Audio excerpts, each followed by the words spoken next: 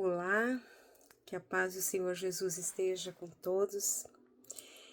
Hoje é o episódio de número 12 da nossa série, né? Já estamos terminando a série de estudos sobre a Eclésia, a Igreja de Jesus Cristo.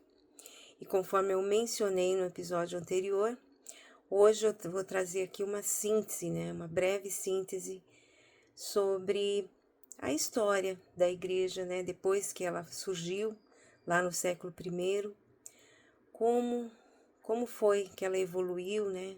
As fases que ela passou, mas é bem síntese mesmo, tá? Então, quem tiver interesse em aprofundar o assunto, busque fontes, né? Onde você vai encontrar detalhes de como foi, né? A evolução da igreja, a jornada dela, né? Atravessando aí os séculos até hoje. Eu estou usando como referência o livro manual História da Igreja e do Pensamento Cristão, de Jorge Pinheiro e Marcelo Santos. E como introdução a essa síntese, vamos só relembrar que o Império Romano, né, foi realmente assim o cenário em que o Evangelho apareceu. E com ele ocorreu a unificação política e econômica ali da bacia do Mediterrâneo, né? E aí, o que aconteceu? Os homens começaram a circular, né? Viajar por toda aquela região, e também a circulação das mercadorias e também das doutrinas, né? Das doutrinas do Evangelho. Então, havia, de certa forma, uma facilidade, né, de espalhar, né, de atingir outros lugares também com as doutrinas do Evangelho. E assim o cristianismo ultrapassou rapidamente os limites ali da terra de Israel e acabou atingindo todo o conjunto da bacia do Mediterrâneo. Então, aquele grupo, né, de galileus, né, e também da diáspora judaica, que aconteceu no ano 70, né, houve ali um movimento de renovação do judaísmo, né, baseado na herança teológica do povo de Israel. Então, a mensagem ali, a igreja começou assim, né, ali entre os judeus, e com uma mensagem mais espiritualizada, né, e humana da relação entre Deus e os homens. Então, através desta mensagem, uma nova forma de relação ética entre os homens, né, baseado na fraternidade, que vem resultar do fato de todos nós sermos filhos do mesmo Deus. Então, ali no começo, né, no princípio da evangelização, a mensagem cristã ela foi se difundindo entre os judeus ali da Palestina, de cultura hebraica, e também os da diáspora, né, de cultura mais helenística, espalhados ali pelas diversas regiões do Império Romano, né? E então a vida da comunidade cristã de Jerusalém, né, além da continuidade prática religiosa judaica e das reuniões em comum, né, também começou a ter um novo aspecto, né, o partir do pão, né, a partilha dos bens, embora a doação dos bens não fosse obrigatória, mas realmente partia do coração mesmo das pessoas. Então, tudo isso a gente viu já, só fazendo aqui uma recordação. E aí, com a diáspora judaica e também as perseguições, né, o período de perseguições que a igreja acabou sofrendo, o evangelho foi se espalhando ali por toda a Europa e Ásia, o mundo conhecido. Mas assim, a igreja foi bastante perseguida, né, no tempo lá do Império Romano, principalmente com uma grande intensidade a partir do, do Império de Nero, né, quando Nero foi imperador de Roma, no período de 54 a 68 depois de Cristo. Depois vieram outros imperadores que também perseguiam a igreja, né? Mas tudo isso acabou que fez com que o evangelho se espalhasse por todas as regiões ali daquele mundo conhecido. Bem, aos olhos do governo, né, essa perseguição existia porque, aos olhos do governo do império, a igreja parecia uma perigosa arma secreta, né, que crescia assustadoramente. Eles realmente não compreendiam e achavam que a igreja cristã era uma ameaça para a política, né, para a política e para o governo como um todo. Porém, de perseguida, a igreja passou a ser tolerada, as coisas foram mudando. Depois ela passou a ser preferida. E lá nos fins do século IV, ela passou a ser a igreja única e perseguidora do paganismo. E dos séculos IV até o VII, ela foi apoiada por todo o aparato estatal de Roma e também pelas leis, né, dos reinos germânicos. E tudo isso potencializou a presença da igreja ali desde o centro, Roma, até a periferia. Então, foram tempos de evangelização, né, de expansionismo proselitista e marcados especialmente pelas conversões em massa. E alguns fatores que contribuíram para levar a igreja a crescer rapidamente ali nos primeiros 4 séculos foram os seguintes.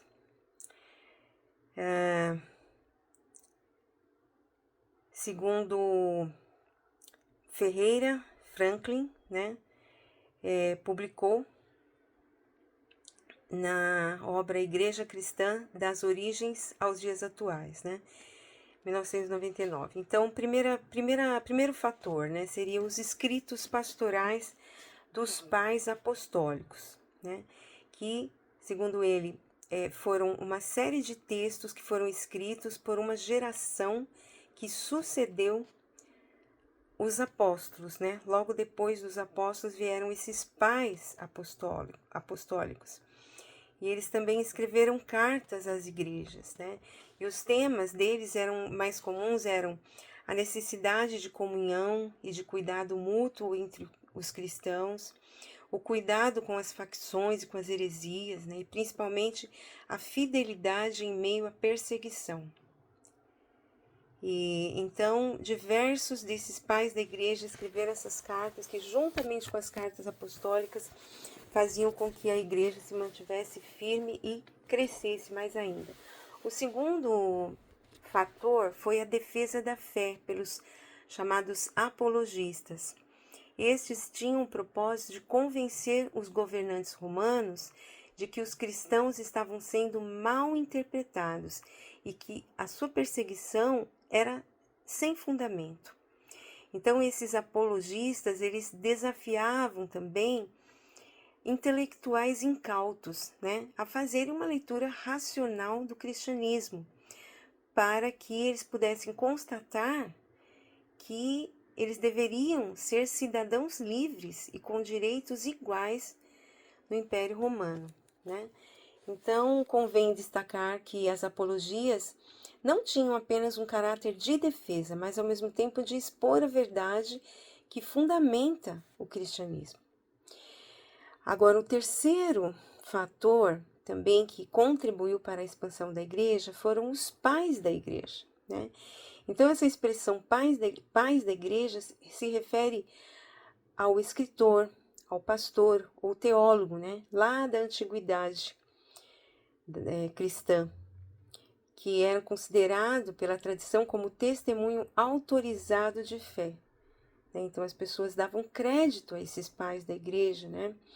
E havia 3 qualificações para alguém ser considerado pai da igreja, que eram o quê? A ortodoxia de doutrina, a santidade de vida e a antiguidade, né? A experiência de vida que ele tinha.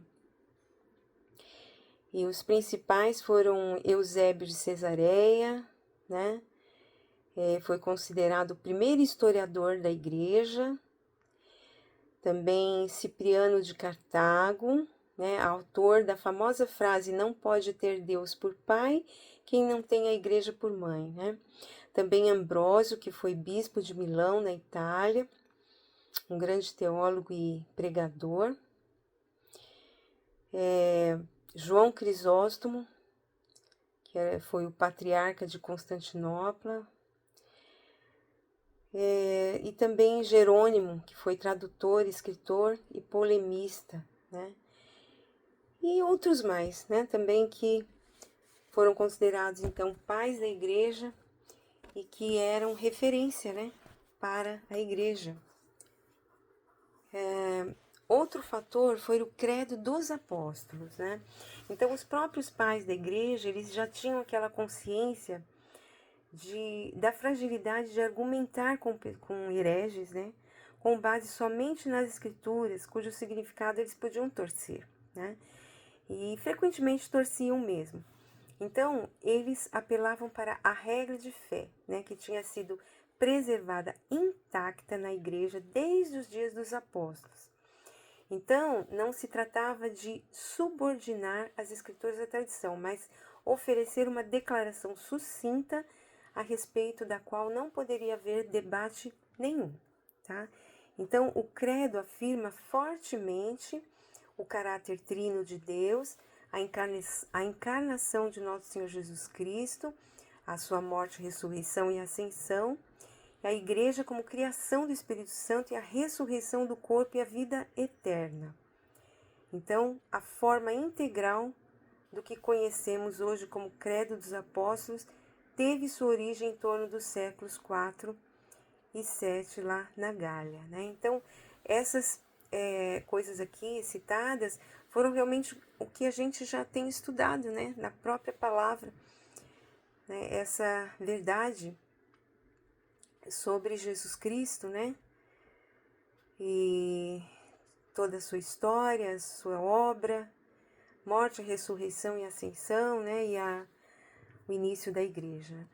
Então, o texto final, né, desse credo dos apóstolos é o seguinte: creio em Deus, o Pai onipotente, Criador do céu e da terra, e em Jesus Cristo, seu único Filho, nosso Senhor, o qual foi concebido do Espírito Santo, nasceu da Virgem Maria, padeceu sob Pôncio Pilatos, foi crucificado, morto e sepultado, desceu aos infernos, no terceiro dia ressuscitou dos mortos, subiu aos céus, está sentado à destra de Deus, o Pai onipotente, donde há de vir para julgar os vivos e os mortos. Creio no Espírito Santo, a Santa Igreja Católica Cristã, a comunhão dos santos, a remissão dos pecados, a ressurreição da carne e a vida eterna. Amém. Né? Lembrando que o termo católico, né, católico significa universal, né? Um outro fator também que contribuiu para o avanço da igreja, manutenção, foi a canonização do Novo Testamento, tá? Então, o que foi isso? Todos os livros que fariam parte do Novo Testamento, porque antes só existia o Antigo Testamento, né? Que é composto pelo Pentateuco, né? Pelos livros proféticos, poéticos e históricos. E então, o Novo Testamento surgiu depois, tá?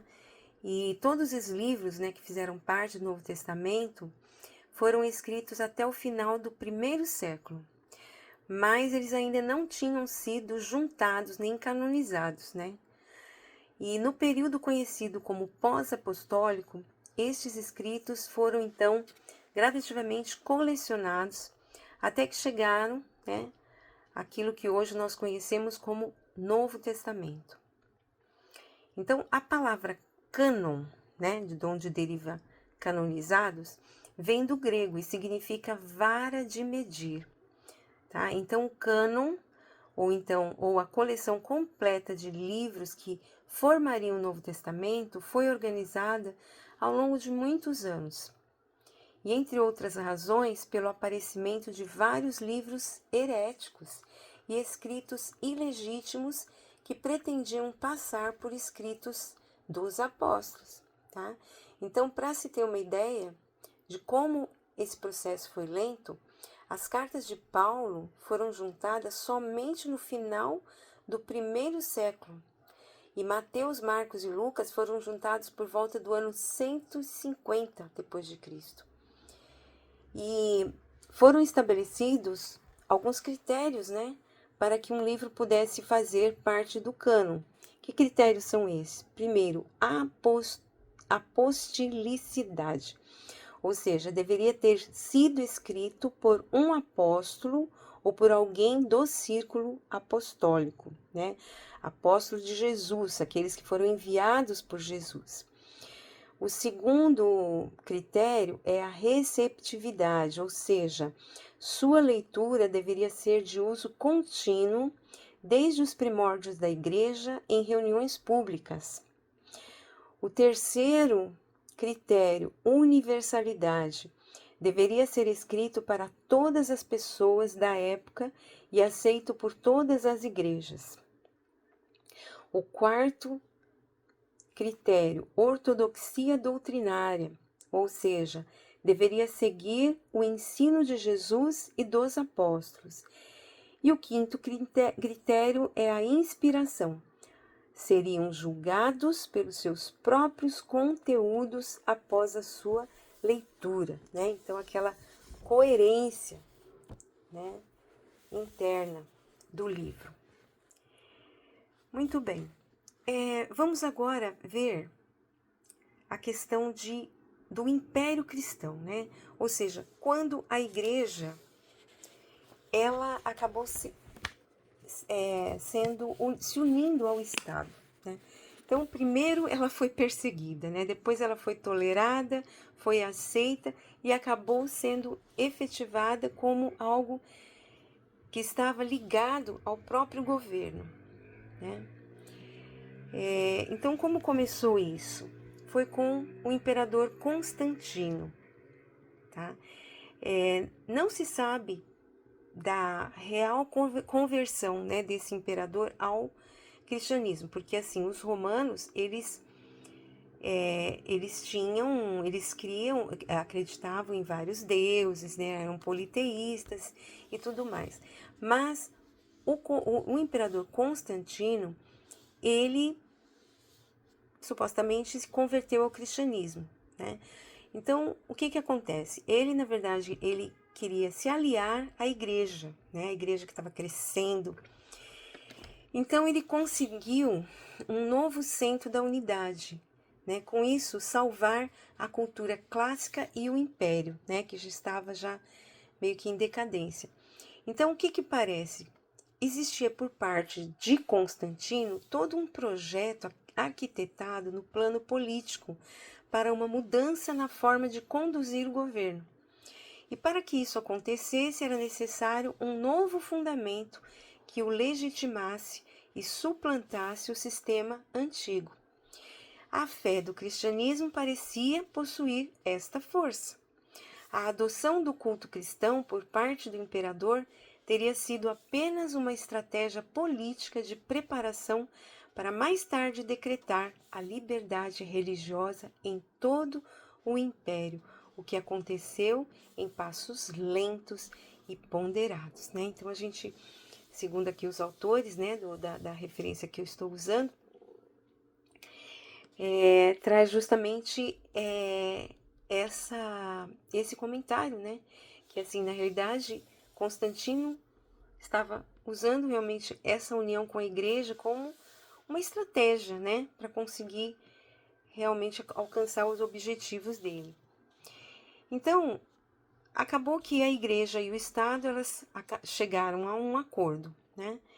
E esse processo se deu praticamente por completo quando Constantino conseguiu o controle absoluto do Império, né? Do Império Romano, né? Porque ele teve tempos em que não estava sozinho, né? Na frente do Império, mas quando ele conseguiu o controle absoluto, foi quando se consolidou a união do Estado com a Igreja. Vamos ver agora a questão do papado, né? Como que começou isso? Então, o papado é considerado a base do romanismo, tá? O catolicismo romano. Ou seja, é o alicerce, é o fundamento do catolicismo romano.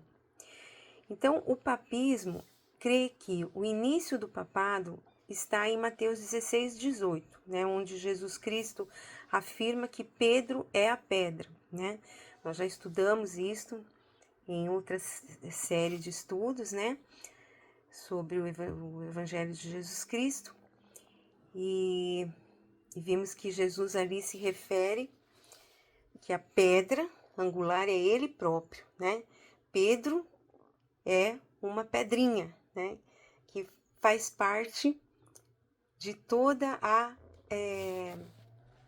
construção, né, da igreja, né? O fundamento realmente é Cristo Jesus. Mas essa é o entendimento, né, desse texto aqui que deu origem ao papado. Então, Pedro é a pedra, isso edificaria, né, e que edificaria sua igreja sobre Pedro. Esse foi o entendimento. E concede a ele toda a autoridade da igreja. Assim ficou decretado que o Papa é o sucessor de Pedro, né? Ou seja, que a ele foi entregue toda a autoridade na terra. E existem algumas dificuldades, né, com relação à doutrina do papado, né? Que dificuldades são essas? Primeiro, Pedro foi, né, morto na perseguição de Nero, e não existe documentação da transmissão de autoridade apostólica àqueles que seriam seus sucessores, né? Então, ele foi morto durante a perseguição. As listas, outra dificuldade é o seguinte: as listas dos primeiros bispos não coincidem. O período obscuro, né, entre a perseguição de Nero, 64, depois de Cristo, até a primeira epístola de Clemente, em 96. Então, sabe-se pouco ou nada a respeito deste período. Outra coisa, nos primeiros séculos de história da Igreja, o centro numérico está no Oriente. Logo, os bispos de Antioquia e Alexandria eram mais importantes do que o de Roma. E, por fim, a direção teológica está na África Latina, com Tertuliano, Cipriano e Agostinho. Então, são aspectos aí que colocam assim, um pouco em xeque essa questão de Pedro, né, ter sido considerado aí o primeiro papa, a pedra mesmo, né, fundamental da igreja. Bom, como que o papado chegou então até hoje, né? Já que havia essas dificuldades. Bom, quando o império aceitou, né, a fé cristã, igreja e bispo ganham posição de destaque, uma vez que Roma era a capital do império. Bem, a jurisdição política passa a equivaler à jurisdição eclesiástica. E havia por este tempo 5 patriarcados, né? Jerusalém, que tinha caráter simbólico, né, onde a igreja iniciou, Antioquia, Alexandria, Constantinopla, que não existia nos tempos apostólicos, né, e Roma. No Oriente, com a continuidade do Império, os patriarcados são subordinados a ele, né? Já no Ocidente, em virtude principalmente das invasões bárbaras, o Império desaparece, né? E com esse quadro, a Igreja se torna guardiã da velha civilização e o patriarca de Roma, que é o Papa, passa a gozar de grande prestígio e autoridade. Então, o Papa vem preencher o vazio no caos, né? Que veio das invasões bárbaras e da decadência, né? Do Império Romano Ocidental. E aí, então, vieram, né, os papas até os dias de hoje. Uma coisa importante, então, também foi essa questão das invasões bárbaras, em que o Império Romano ele acabou sendo constantemente, né, obrigado a proteger suas fronteiras contra as incursões dos chamados bárbaros. E tudo isso influenciou muito, né, no poder, né, que tinha Roma. Outro aspecto importante também da gente considerar é o período da escolástica, né, o escolasticismo. Bom, a escolástica, né, o escolasticismo, é uma linha dentro da filosofia medieval de assentos notadamente cristãos. Surgiu da necessidade de responder às exigências da fé ensinada pela Igreja, considerada então como a guardiã dos valores espirituais e morais de toda a cristandade, por assim dizer, responsável pela unidade de toda a Europa que comungava da mesma fé. E então, para a escolástica, algumas fontes eram fundamentais no aprofundamento da reflexão, né? Por exemplo, os filósofos antigos, as Sagradas Escrituras, os padres da Igreja, autores dos primeiros séculos cristãos que tinham sobre si a autoridade da fé e da santidade. E essas escolásticas, elas foram muito importantes e deram uma contribuição bem fundamental, né? Inclusive para a ciência. Então, assim, originar na cristandade uma espécie de tráfego de mão dupla entre Deus e o homem, Deus vem ao encontro do homem na pessoa de Jesus e de seu evangelho, processo continuado pela Igreja, e o homem, por sua vez, dá seu amém à verdade mais facilmente, desde que aprenda a aceitá-la também com a lógica da razão. Trata-se de um movimento que vai dos mosteiros às escolas catedralísticas e, por último, até as universidades. O nome é anterior à época. Pode ser comparado à expressão fazer escola. O característico desse ensino era que gerações inteiras ficavam presas à opinião de um único mestre. Mais tarde vai determinar todo o ensino teológico e todo o ensino da ciência. Então a gente pode dizer que as universidades, na realidade, elas surgiram dentro da igreja, né? Então, a ciência, ela teve assim um desenvolvimento porque a igreja fazia justamente isso, o desenvolvimento, a defesa da fé cristã, mas também o conhecimento, trazia o conhecimento, a razão, o porquê das coisas, né, da existência desse mundo, né, criado por Deus, e como que as coisas foram criadas e existiam e são sustentadas e tudo mais.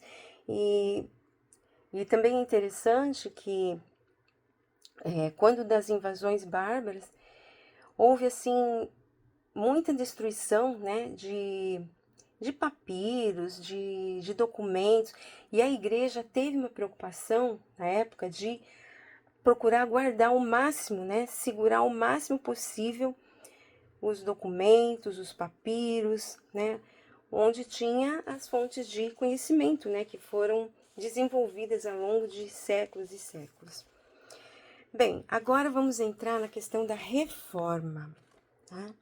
A igreja antes era uma só, a igreja cristã era a igreja católica, no sentido de universal, era única.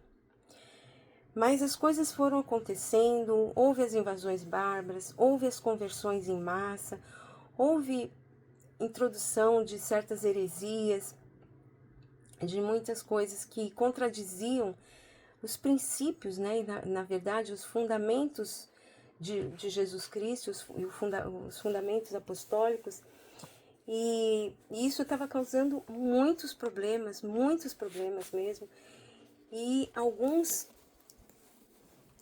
se atentaram para isso, né? Então veio a reforma. E os aspectos religiosos da reforma foram principalmente a reforma foi principalmente um evento religioso, né? Diz aqui os autores.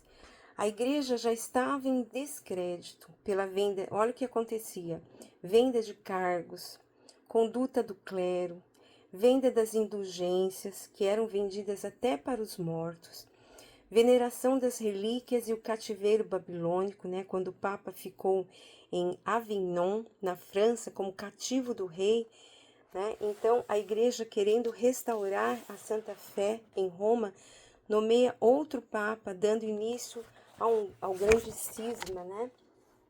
Também o nominalismo, né, ali no século XIV, criado pelo frade Guilherme Ockham, separava a verdade da fé, os fatos reais do campo divino.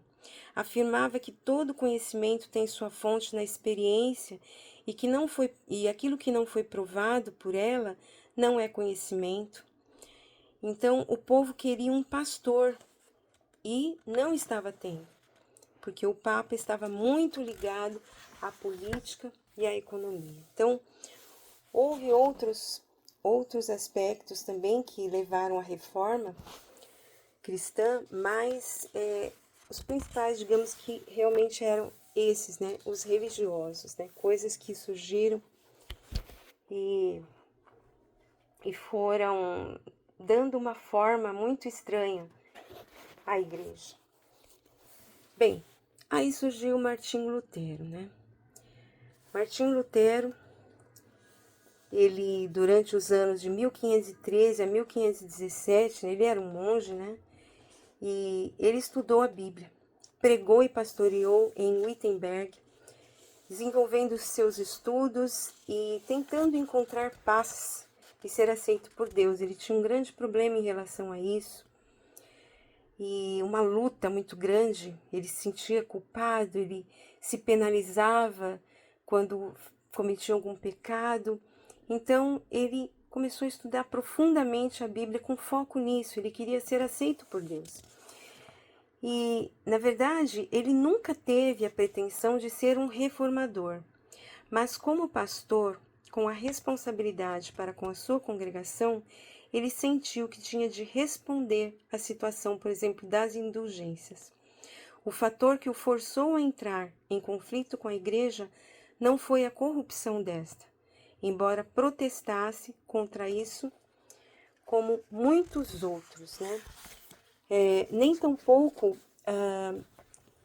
foram as suas novas ideias. Então, a questão das indulgências, né, que as pessoas tinham que pagar para receber a sua salvação, essa questão afirmava que certas contribuições dadas em certos períodos e lugares trariam perdão dos pecados, né, ou pelo menos uma redução do tempo necessário no purgatório, foi o ponto central da sua discórdia. Então, essa foi uma questão central lá em Wittenberg, né? Então, e naquela época também as pessoas não tinham acesso às escrituras, porque as pessoas comuns, né, não tinham, porque as escrituras, a Bíblia não era traduzida na linguagem comum, né, do que o povo falava. E então as pessoas acreditavam, né, em tudo que o clero trazia. E Lutero, então, ele ficou muito preocupado com isso e ele, assim, escreveu, né, uma série de teses contrapondo essas questões, né, principalmente o uso do dinheiro pela igreja, né? O poder do Papa sobre o purgatório, o perigo das indulgências, foi o que mais levou realmente Martinho Lutero a escrever suas teses, que deu origem à Reforma Protestante. Então, ele trazia o seguinte: a autoridade única da Bíblia, a justificação pela fé e a doutrina do sacerdócio universal. Ele entendeu isso no estudo das Escrituras e defendia, né? Então, o princípio que ele traz da sola Escritura, em síntese, neste princípio ele declara que as Escrituras são a norma determinada para todas as decisões da fé e da vida, né? Então, a Bíblia como a palavra de Deus, né? Toda a teologia de Lutero estava baseada na autoridade da palavra de Deus, né? Então, a palavra de Deus era nada menos que Deus mesmo. Ele baseava essa afirmação nos primeiros versículos do Evangelho de João, né? Onde está registrado que no princípio era a palavra estava com Deus e a palavra era Deus. Outra coisa que ele defendia, aquilo que ele buscava e que ele encontrou, né? A paz com Deus, entendendo que a salvação era somente pela fé. Ela vem somente pela fé e pela graça, né? Nós mesmos não podemos fazer nada para conseguirmos a nossa salvação e a vida eterna. Mas quem fez isso foi Jesus. E isso foi pela graça que nós somos salvos, né? E isso não vem de nós, isso vem de Deus. E por fim, eu vou falar um pouquinho aqui sobre a questão das denominações e também do protestantismo no Brasil, né? As denominações, elas surgiram, denominações protestantes, vindas, né, dessa reforma protestante, porque aí dividiu, né, católicos, romanos e protestantes. Então surgiram diversas denominações com diferenças em doutrinas, né, em doutrinas ou interpretações da palavra, mas assim, a maioria delas trazem o credo apostólico como base, né, como base fundamental. Então, liturgias diferentes, coisas assim, mas a essência, né, é mantida. Então, o protestantismo, a gente vê o surgimento das igrejas, da igreja, por exemplo, a Assembleia de Deus, né, que tem um cunho pentecostal, né. Então, a origem do pentecostalismo, né, são os primeiros grupos de pentecostais conseguiram sua membresia nas igrejas wesleyanas, né, que era um grupo de metodistas e, em muitos casos, dos grupos renovados, onde elas começaram, né, os batistas, metodistas, presbiterianos. O primeiro grupo enfatizava o falar em línguas estranhas como evidência do batismo do Espírito Santo, né? Então, assim, isso é chamado pentecostal, né? Porque tem lá uma semelhança com o que aconteceu naquele dia do Pentecostes, né? Lá em Atos capítulo 2, que a gente vê em que os apóstolos ali de Jesus começaram a falar em outras línguas e as pessoas ouviam, né?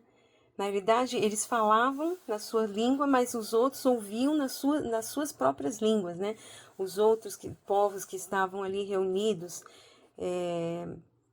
partos, medos, romanos, né? E de tantos lugares, né? Cada um com a sua língua, e foi tipo assim um contrário do Babel, né? Da Torre de Babel.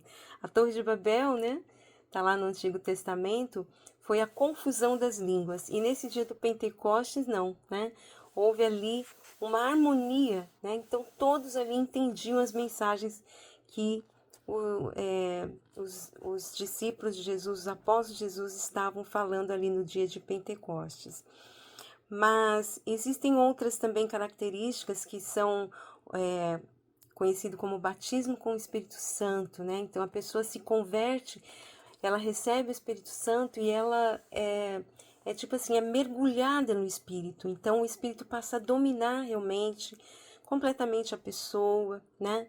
E ela recebe dons, vários dons, dons de línguas estranhas, dons de interpretação de línguas, dons de profecia, de revelação e assim por diante, né?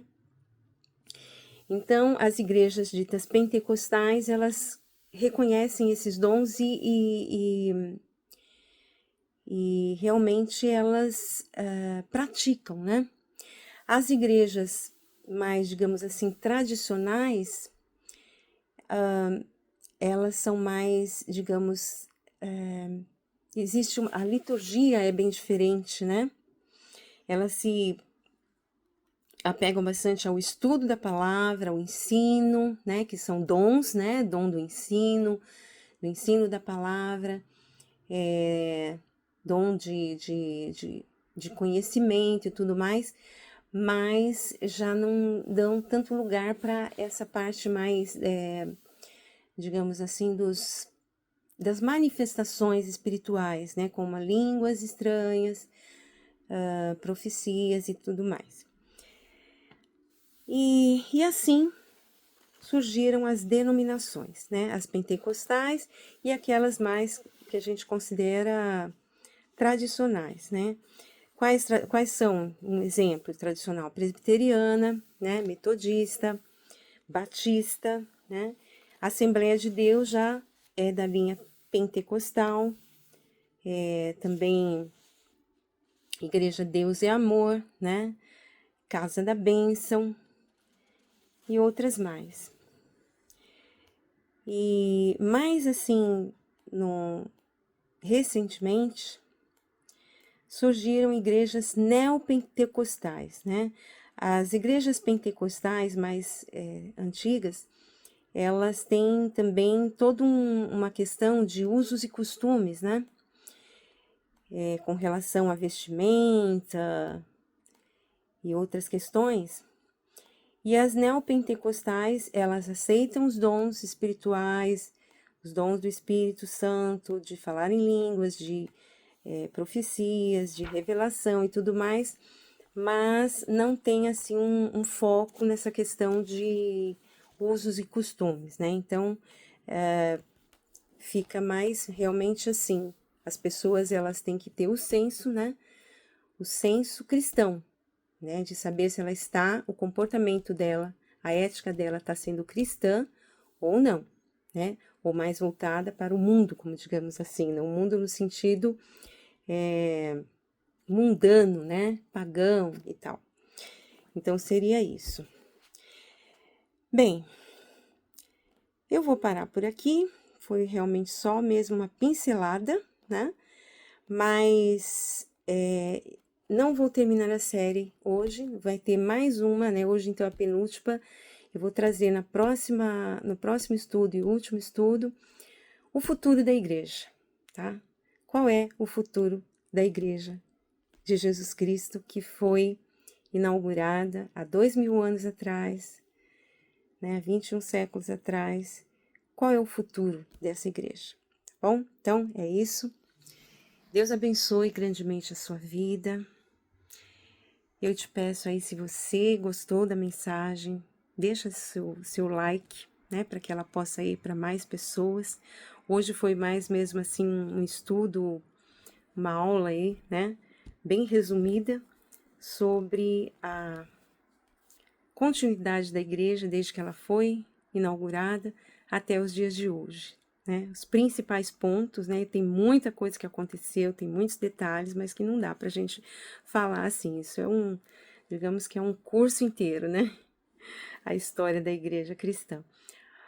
E se você tem interesse, procure se aprofundar no tema. É muito bom, né? A gente conhecer realmente como que a história dessa igreja que aqui eu estou falando aqui da expressão da igreja na Terra, né? Você lembra que no início dessa série eu expliquei que eu ia falar sobre a igreja de Jesus em duas perspectivas, né?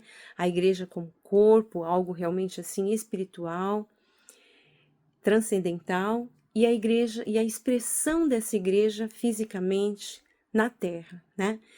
E hoje então tudo que eu falei tem a ver com essa perspectiva da igreja na Terra, sofrendo perseguições, sofrendo também introdução de heresias, mas também tendo reformas.